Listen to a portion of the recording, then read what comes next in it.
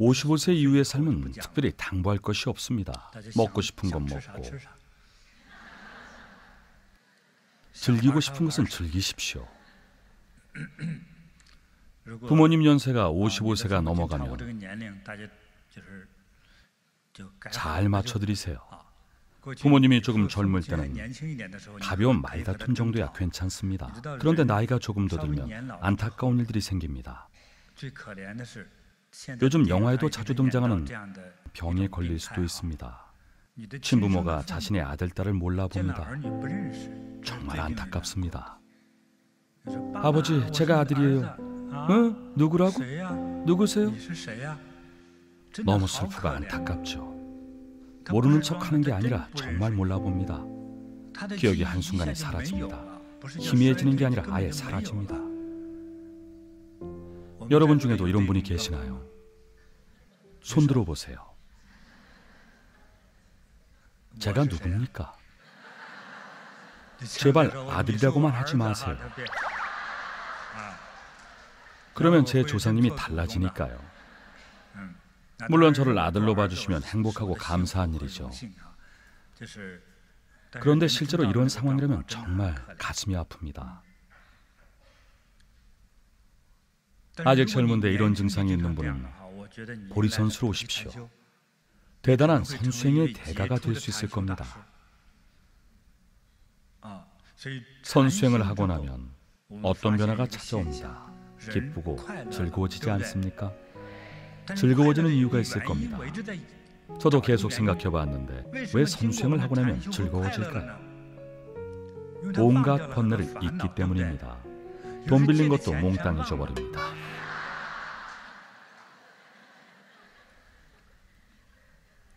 돈 갚으라고 찾아오는 제자들이 있습니다. 스승님, 제가 20년 전에 빌려드린 돈, 내가 돈을 빌렸다고? 그런데 누구세요? 정말 편리하지 않나요? 돈 빌린 일도 있고 빌려준 사람도 다 잊어버렸죠. 이걸 뭐라고 부르죠? 먹튀가 아니라 해탈이라고 하는 겁니다. 마음 편히 빌린 돈을 갚고 싶지 않다면 보리선수로 오십시오.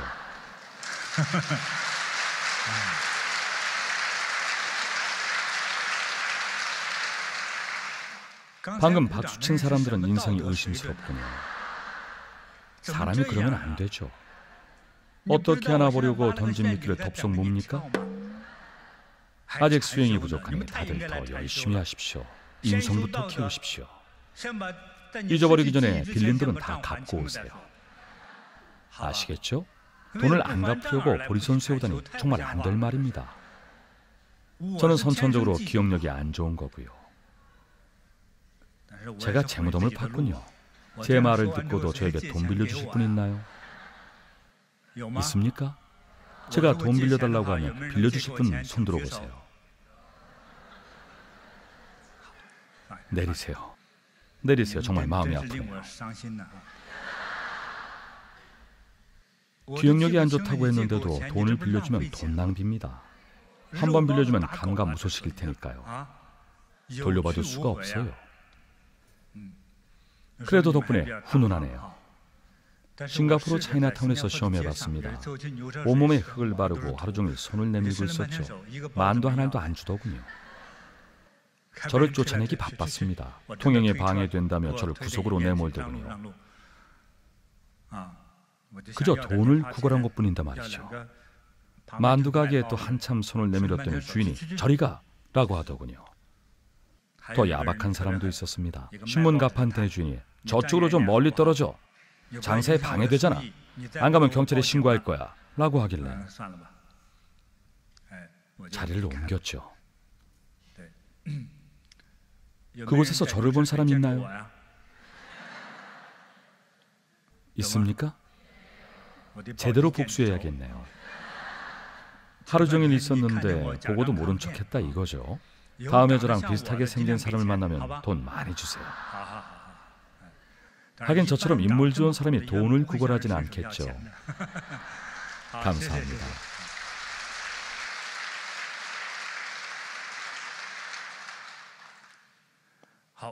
꼭 기억하세요.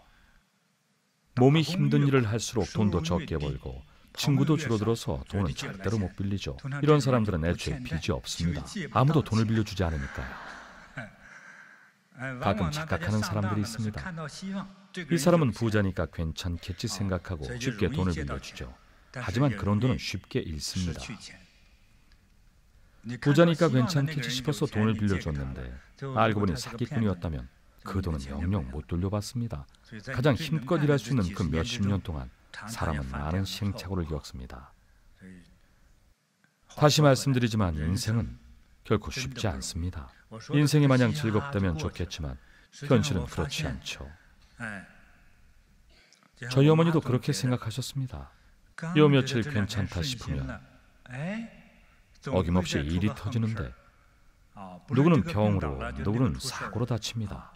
3일 동안 아무 일도 없다 싶으면 그새 또 나쁜 일이 닥치는 것이 인생사라고 말씀하셨죠. 이건 저희 어머니 생각입니다. 여러분 생각은 어떤가요? 1년 내내 집안에 아무 문제도 없는 분 있으면 손들어 보세요. 1년 내내 아무 문제도 없이 즐겁기만 한 분은 손들어 보세요. 아이고, 손 내리세요. 만약 사실이라면 큰 축복이죠. 축하드립니다.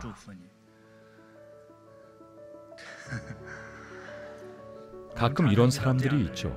친한 친구가 이런 말을 합니다. 난 몸이 너무 튼튼했어. 1년 동안 감기 안 걸렸어. 그럼 얼른 감기약을 미리 사놓으세요. 얼마 후 약을 주면 이럴 겁니다. 나 감기 걸린 거 어떻게 알았어? 목소리도 안 나와. 자주 있는 일이죠. 인생이 이렇습니다.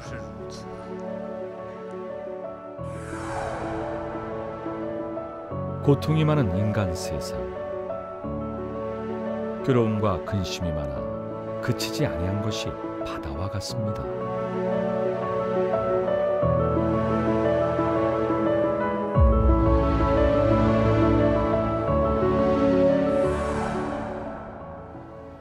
인생이 왜 이렇게 굴곡이 많은지 아십니까? 머리카락이 자라기 때문입니다. 다들 멍한 표정이네요. 왜 그런지 아십니까? 머리카락이 자라기 때문이라니까요. 머리카락과 무슨 관계가 있을까요? 저처럼 짧거나 아예 없는 사람은 큰 굴곡이 없습니다. 남녀 할 것 없이 한창 멋부릴 때는 머리부터 신경을 쓰죠. 시도 때도 없이 머리를 만지는 것은 유혹의 법칙입니다. 시비에 휘말리고 긁어 부스럼이 생기죠. 안 그렇습니까? 오늘 누가 머리에 신경을 쓰고 왔는지 한번 보세요. 아직 마음이 파릇파릇한 이팔 청춘인 사람들은 머리를 정성껏 꾸미고 오셨을 겁니다. 그런데 오늘은 다들 대충 하고 오셨네요.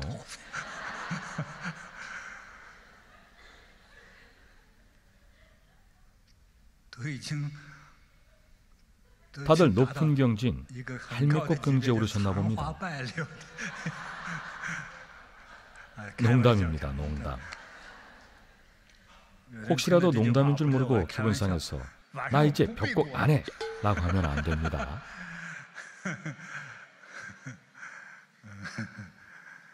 많이 웃으라고 농담한 겁니다. 마음이 즐거우면 힘든 일도 웃어넘길 수 있습니다. 왜 오늘은 머리에 잔뜩 멋을 부린 분들이 안 보일까요? 그런 머리는 억지로 꾸며낸 거니까요. 머리에 이것저것 바르지 않고 그대로인 것이 좋습니다. 마음이 늘 불안하거나 쉽게 흔들리는 사람들이 머리를 자주 염색합니다. 제 말을 듣고 몇 사람은 표정이 굳어지셨네요. 그러고 보니 다들 염색하셨네요. 여기 계신 남자분은 머리 가운데 분화구가 있어요. 삐끗삐끗한 옆머리는 염색한 건가요? 아니군요. 염색약을 아끼셨네요. 다른 사람 쓰기에 양보하세요. 가운데는 텅 비었는데 옆머리만 녹색으로 염색했다고 상상해 보세요. 밤에 마주칠까 무섭겠죠. 자연스럽고 어색하지 않은 것이 좋은 법입니다. 예전에 홍콩에서 지하철을 타다가 놀란 적이 있습니다. 하필 그날이 할로윈 대위였는데요. 할머니 한 분이 걷고 있었는데 머리가 초록색이었습니다. 다리에 힘도 없어서 지팡이까지 짚었는데 신발은 또 하이힐을 신고 계시더군요. 이 할머니 뭐 하시는 분인가 싶었죠. 너무 크게 웃지 마세요. 홍콩 사람이세요? 홍콩에서 오신 분 계십니까? 이런 말하지 말 걸 그랬어요.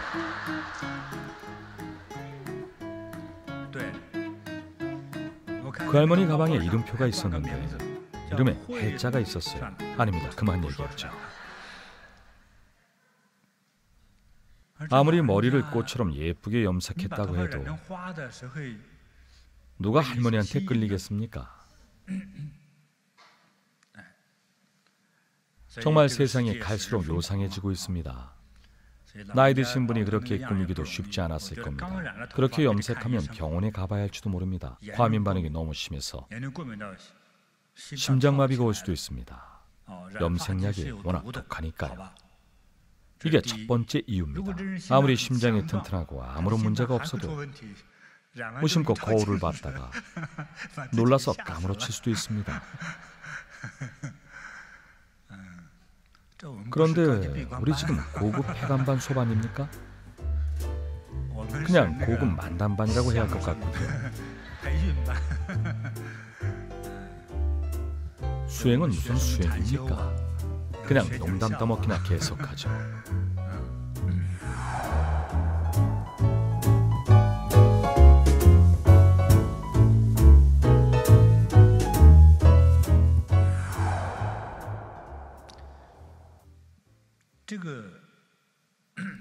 인간 세상을 관찰해보니 이 지구상의 생물은 모두 균형과 조화를 이루며 살더군요.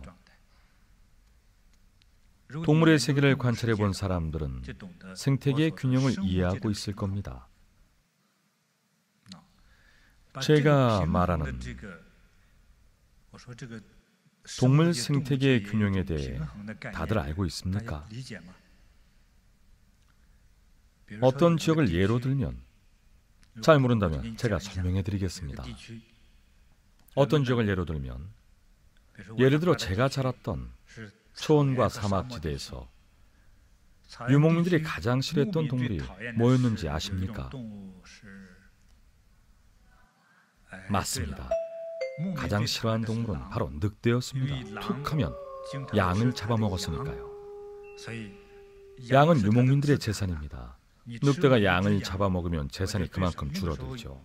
그때는 양 한 마리에 3만 원 정도로 저렴한 편이었습니다. 그래서 유목민들이 늑대를 싫어했습니다. 모두가 힘을 합쳐서 늑대를 잡곤 했죠. 제가 있었던 지역의 유목민들은 사천의 실력 좋은 늑대 사냥꾼을 불러왔습니다. 최고의 늑대 사냥꾼이었죠. 이 사냥꾼은 늑대와 원수라도 친 것처럼 갖가지 방법으로 늑대를 잡았고 실력도 뛰어났습니다. 반년 만에 이 지역의 늑대가 모두 씨가 말랐습니다. 모두 잡아 죽였죠. 유목민들은 이 사냥꾼을 신처럼 떠받들었고 자신들의 가장 큰 후환을 해결해줬다고 여겼습니다. 하지만 또 다른 문제가 생겼습니다. 어떤 문제인지 한번 맞춰보세요.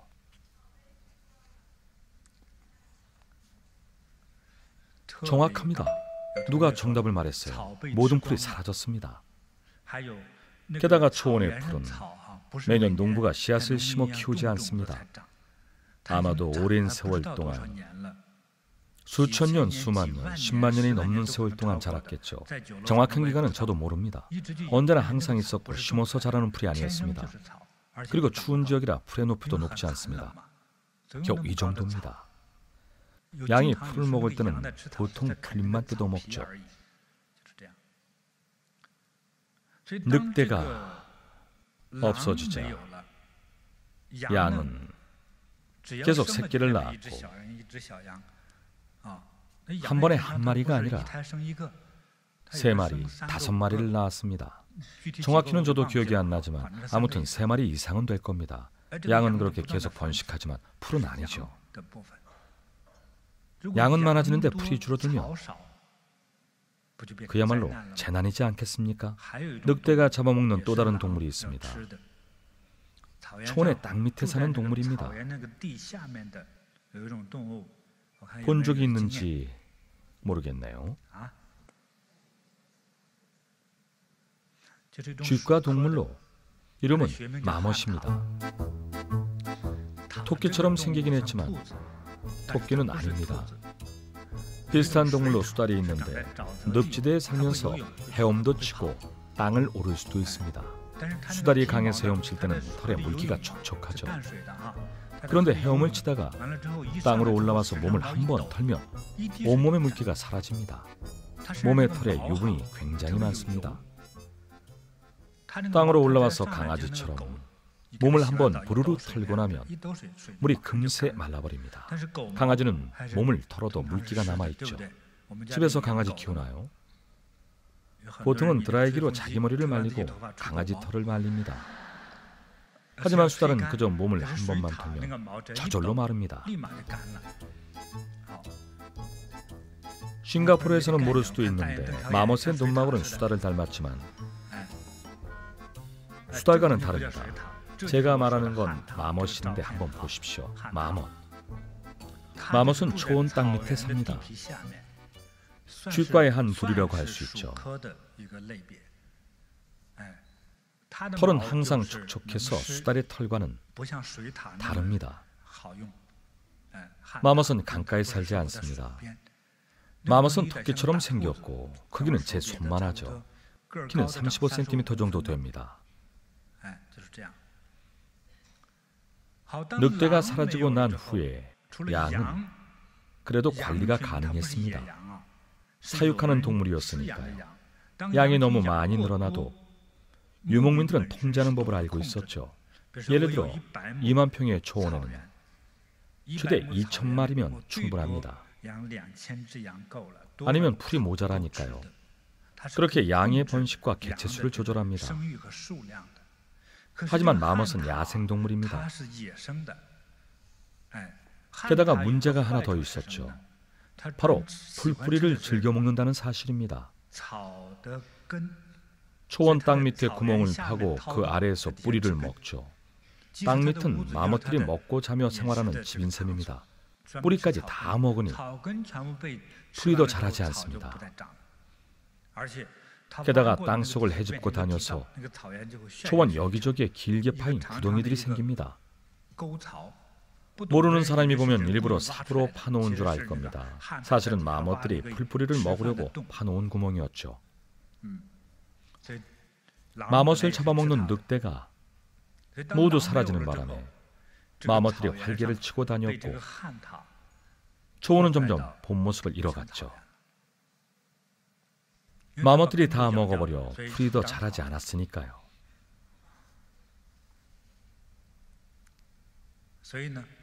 생태계는 균형이 필요합니다. 지금 그 지역은 오히려 늑대 새끼들을 사와서 야생에 풀어놓기까지 합니다. 다른 지역에서 늑대를 수입합니다. 어떠십니까? 균형이 중요합니다. 원시의 자연의 모습을 간직한 곳들이 있습니다. 아프리카의 거대한 자연 원시림이 2곳이 있죠. 이름이 뭐였죠? 국립공원으로 지정된 곳인데 그 안에는 야생동물들이 살고 있죠. 그 안에는 초식동물과 육식동물의 비율이 자연스럽게 균형을 이루고 있습니다. 오늘날 인류가 화약과 총기를 개발하면서 그만큼 사냥도 편리해졌지만 호랑이, 늑대, 표범, 사자와 같은 육식동물을 사냥할수록 기괴한 현상이 벌어집니다. 삼림이 파괴되고 사라집니다. 뒤이어 천재지변이 일어납니다. 이처럼 자연 생태계는 자연 그대로의 균형과 조화가 존재합니다. 그런데 이런 사실을 모르는 사람들이 많죠. 사실 단순한 원리입니다. 모든 생명은 균형과 조화를 이루며 살아갑니다.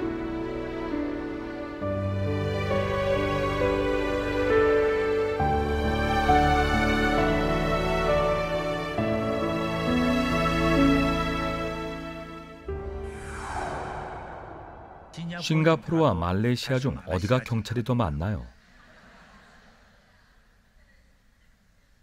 알고 있나요? 누가 대답을 잘하나 봅시다. 말레이시아가 경찰이 더 많죠. 좀도둑들이 하도 많아서 경찰을 먹여 살리고 있습니다. 말레이시아 정부에 등록된 좀도둑만 해도 10만 명이 넘습니다. 그럼 경찰은요? 같습니다. 좀도둑 한 명당 경찰 한 명은 필요하니까요. 좀도둑들이 한번 체포되면 무더기로 잡혀옵니다. 머리수도 많고 겁도 없어서 이렇게 말합니다. 잘난 척하지 마시오. 우리 덕분에 당신들이 일할 수 있는 거요. 이것도 균형이죠. 싱가포르에는 왜 온종일 돌아다녀도 경찰을 만날 수 없을 정도로 적습니까?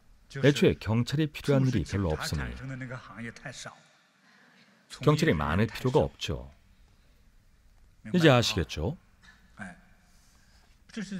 동물이나 사람 외에 자연 광물도 마찬가지입니다. 쓰임새가 뛰어난 금속 중 하나인 황금은 먹을 수도 있고 치아에 씌울 수도 있고 금시계로 만들 수도 있죠. 금시계는 굉장히 비쌉니다. 흔치 않으니까요.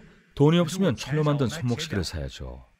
그런데 철로 만든 액세서리를 누구나 다 사용할 수 있나요? 어떤 사람은 못 씁니다. 여자분들은 더 잘 알 겁니다. 특히 싱가포르 여성분들이요. 철로 만든 것도 괜찮나요? 써본 적도 없나 보군요. 수갑조차도 철합금으로 만듭니다. 반지나 귀걸이도 그냥 철로 만든 건 없죠. 질이 낮은 것도 스테인리스 강으로 만듭니다. 스테인리스 강은 알레르기를 일으키기도 합니다. 귀를 뚫고 스테인리스 강으로 만든 귀걸이를 차면 염증이 생깁니다. 왜 그럴까요? 철이나 청동 성분 함량이 너무 많기 때문입니다. 그래서 가장 저렴한 귀걸이도 금이나 은으로 도금을 합니다. 금이나 은은 피부에 닿아도 염증이 나질 않으니까요. 아시겠습니까? 왜 예전에는 많은 사람들이 금리를 씌웠을까요? 지난 시간에 금리의 장점을 말씀드렸죠. 지금이라도 치과에 가서 하나 씌우고 오세요. 늦지 않았습니다. 몸이 잘 받아들이니까요. 산이나 알칼리의 내성이 있고 부식과 산화를 막아주기도 합니다. 여러분 집의 금불상도 도둑이 훔치지 않는 한 그 무게는 변하지 않습니다. 동으로 만든 불상은 500년이 지나면 어떻게 변할까요? 처음 조성할 때 10kg이었다면 500년 후에는 5kg으로 줄어듭니다. 왜 그럴까요? 저도 잘 모릅니다. 어쨌든 다이어트에 성공했습니다. 조성 당시의 두께가 1cm였다면 500년 후에는 동이 얇아지고 산화돼서 벗겨집니다. 산이나 알칼리에 부식되기도 합니다. 공기 중에 수분에 부식되는 거죠. 수분이 동을 부식시킵니다. 동이 부식되면 녹이 슬기 시작합니다. 철이 녹쓰는 것처럼요. 게다가 이런 동이 피부에 닿으면 알레르기가 생기기도 합니다. 동에는 인체에 유해한 성분들이 많이 포함되어 있어서 간지럽거나 붉은 반점이 생기기도 하는데 이런 반응은 그 금속에 포함된 성분이 몸에 맞지 않아서 그렇습니다. 하지만 금은 대부분 알레르기를 일으키지 않습니다. 금에 알레르기 있는 사람 있나요? 심리적으로는 있을 수 있죠. 견물생심으로요. 도둑놈 심보죠. 일반적으로 황금은 알레르기를 일으키지 않습니다. 잠시 금속에 대해 공부해보죠. 저는 저 자신만 빼고 모르는 게 없으니까요. 스테인리스 강을 살 때 의료용 스테인리스 강이라면 액세서리로도 괜찮습니다. 물론 금만큼은 아니겠지만 최소한 염증이나 간지럼증을 일으키지 않습니다. 의료용 수술 칼도 스테인리스 강으로 만듭니다. 의료용으로 만들기 때문에 과민 반응을 일으키는 물질은 이미 제거가 되어 있습니다. 금과 은은 그 자체로도 세상의 모든 것들과 잘 어울립니다. 특히 인체, 혈액, 근육, 위장, 뼈와도 조화를 이루죠. 황금의 매장량은 어떨까요? 지구상에 존재하는 금과 철을 비교했을 때 뭐가 더 많을까요? 동은요? 석탄은요? 금은 양이 적기 때문에 그만큼 가치가 더 높습니다. 더 귀한 광물이 있습니다. 다이아몬드. 다이아몬드와 석탄 중에 뭐가 더 매장량이 많을까요? 다이아몬드는 무엇보다 단단하고 또 굉장히 희소한 광물입니다. 지구상에 얼마 있지도 않습니다.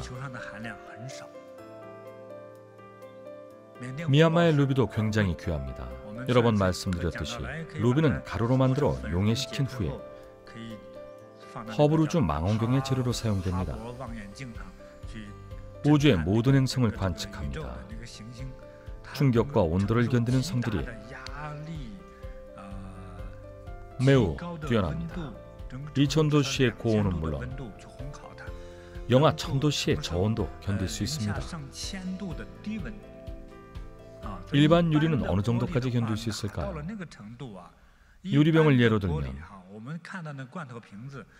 영하 170도씨 이하로 떨어지면 깨져서 가루가 됩니다. 유리는 그렇습니다. 철은 더 단단할까요? 철은 어떨까요? 다들 질소가스가 뭔지 아시죠? 질소를 철기둥에 뿌리면 지름이 정확히 10cm인 철기둥을 질소에 담근 후 잠시 후에 다시 재보면 크기가 작아져 있습니다. 지름이 최소한 2mm 정도 줄어들죠. 기계 부품을 제작하면서 두 부품을 맞붙여야 할 때 용접을 할 수 없는 상황이라면 어떻게 할까요? 과학자들이 해결책을 찾아냈습니다. 예를 들어 원기둥을 질소가스나 액체에 2분 정도 담그면 크기가 줄어들겠죠. 그리고 원래 조립하려던 구멍에 끼워 넣습니다. 온도가 상온으로 회복되면 원기둥이 팽창하면서 기호에 꽉 맞물려서 절대 빠지지 않습니다. 그래서 철을 이렇게 영하 온도로 냉각시키면 조금씩 줄어들다가 시간이 더 지나면 깨지거나 갈라집니다. 우리가 타는 일반 비행기는 태양까지 갈 필요도 없이 달 근처만 가도 가루가 되어버릴 겁니다.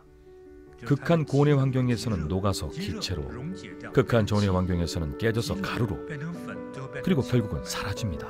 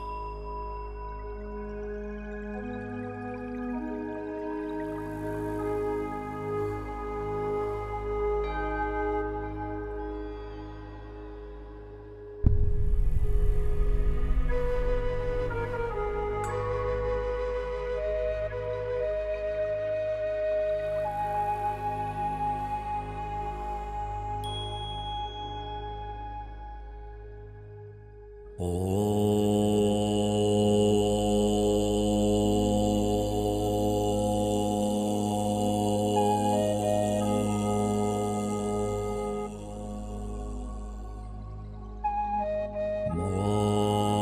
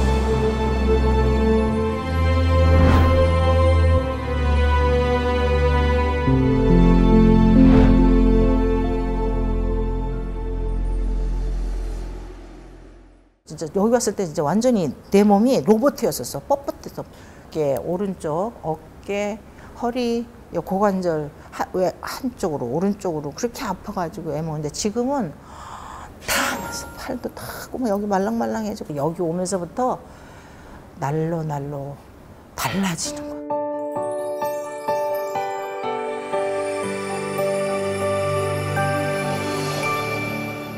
50살에 좀 조금 큰 병을 맞이했었어요. 그랬을 때 23년 전이니까 그때만 해도 암에 걸리면 다 죽는 걸로 알았는데 저는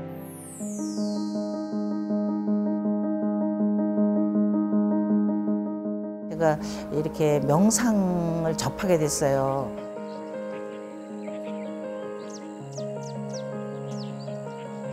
그 기운으로 제가 자연 치유를 났어요. 그거에. 그러다가 이제 그 스승님과 헤어지게 됐어요. 스승님이 산으로 들어가셔서 제가 갈 수가 없어요. 그래서 계속 이거를 찾았어요. 이 수련단체, 수행단체를 20년을 있었어요.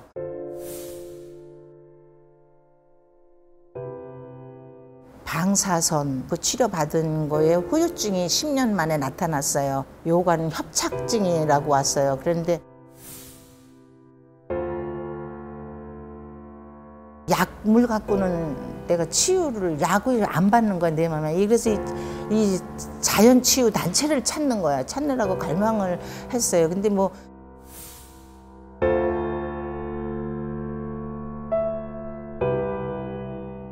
한 살에 그렇게 큰 소리하고 또 70살이 넘어가지고 이렇게 새카맣게 기미가 올라오고 이유도 없이 몸이 아픈 거야. 너무 아픈데 응급실에 서울대병원 응급실을 찾아가고 막 2번씩 가고 이래도 안 나타나.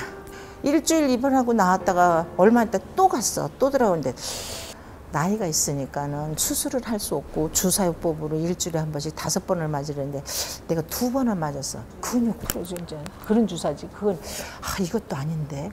그리고는 이제 내가 그 자연 치유하는 데를 찾은 거야. 이 수련단체, 수행단체를. 그러다가 어느 날 BTN을 보는데 딱 보리 선수를 나오더라고. 그래서 빨리 전화를 걸었더니 여기를 소개를 하는 거야. 우이동에서 여기를 지하철을 타고 찾아서 왔는데 내가 찾던 곳이 여기였구나. 여기는 정말 기운 자체도 너무 도량도 청정하고 최상승 법문도량이구나. 그걸 전 아무것도 모르면서도 그걸 느꼈어요.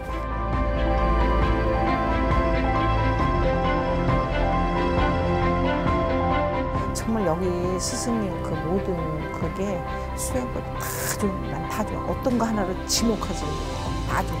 나한테 그리고 다 이렇게 너무 스며들어. 너무 청정하고 깨끗하고 진짜 그렇게 좋아요.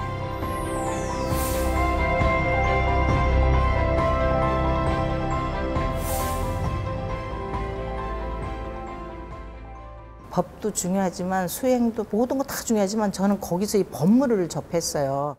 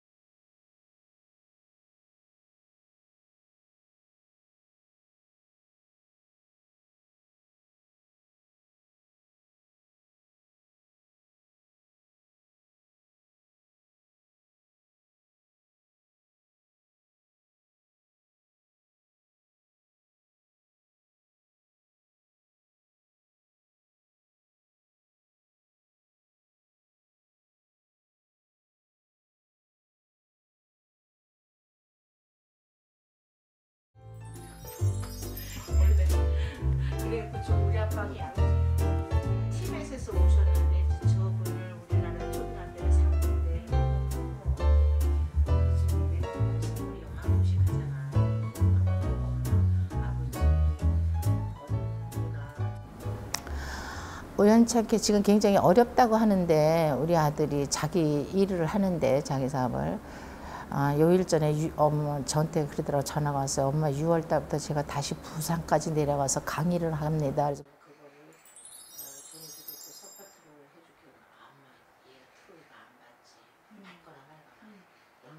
우리 딸은 또 미술을 전공하면서 아티스트 작가예요. 그랬는데 간센보살 그걸 보냈어요. 이거를 주력해라.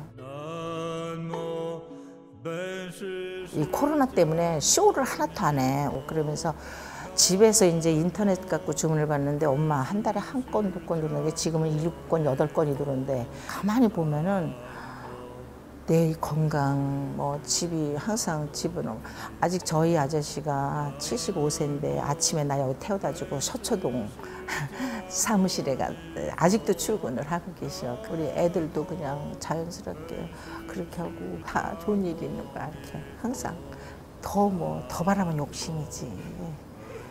나이 75세에 출근할 수 있는 것만 해도 감사하고 제가 이렇게 큰 그 병력이 2번씩 겪었는데도 이렇게 항상 이렇게 이 정도 누구도 그래 나 그런지 뭐 그런 병력이 있는 줄을 모른다니까.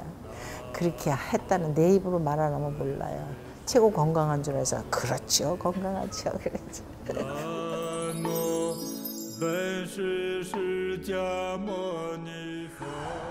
한국의 네티즌 분들 보내주신 이종순 님이 보내주신 방 구절을 한번 봅시다. 그 전 세계 회원들이 보는데 제게 채택 되겠습니까? 그래도 보내 우리 여기 법사님이 보냈어요. 꽤 상서롭고 괜찮은 구조입니다. 건강 문제는요, 나이나 예전의 감정이나 이런 일 때문에 건강 문제가 있을 수도 있습니다. 제 제안은요, 수행을 많이 하고 선행을 많이 해서 긍정적인 마음으로 수행을 함으로써 다스리는 것이 좋을 것 같습니다. 네, 이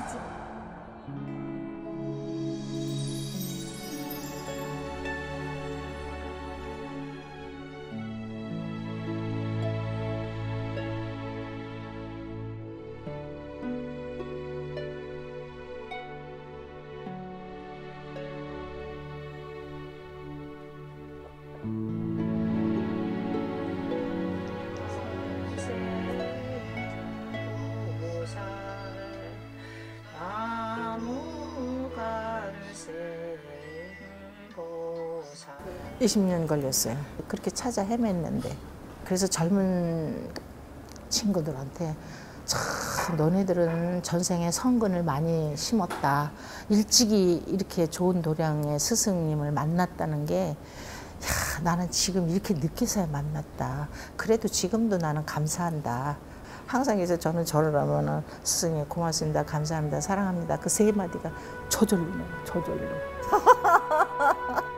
이제 마지막에 내가 이 여기를 보리선수를 알게 돼서 또 그거 이상 감사가 어디 있어. 고맙고 감사하지.